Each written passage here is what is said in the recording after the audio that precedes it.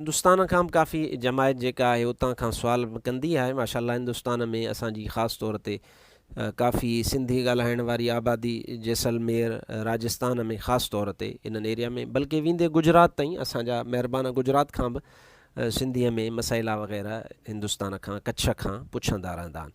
हीउ सुवालु आहे फ़क़ीर उस्मान मंगरियो जो, जेको जैसलमेर हिंदुस्तान खां हुन सुवालु कयो आहे त साईं असांजो रूहानी नारो जेको आहे सो उहो भेज पागारा आहे, लिहाज़ा छा इहो रूहानी नारो कंहिं लीडर जी आमद जे वक़्तु, कंहिं आलिम जी आमद जे वक़्तु, कंहिं मुफ़्तीअ जे आमद जे वक़्तु हणी सघिजे थो या नथो हणी सघिजे? त फ़क़ीर मोहम्मद उस्मान खे गुज़ारिश आहे त हणी सघिजे थो, को मनव कोन्हे, इहो दुआ ख़ैर बरकत जे लाइ आहे।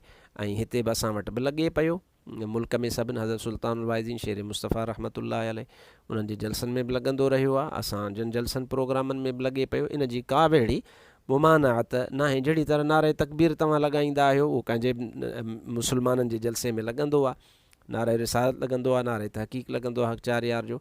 हीअ बि रूहानी जेको आहे सो नारो आहे, लॻाए सघिजे थो, का बि इन में मुमानात न आहे। असां वटि मामूल बि रहियो आहे, असांजा अकाबिर उलमा जेके इन सिलसिले आलिया क़ादरिया राशिदिया दरगाह शरीफ़ सां मुंसलिक आहिनि, अल्हम्दुलिल्लाह उन्हनि सभिनीनि जो इहो तरीक़ो रहियो आहे, कॾहिं बि इन खे कंहिं मनव न कयो आहे।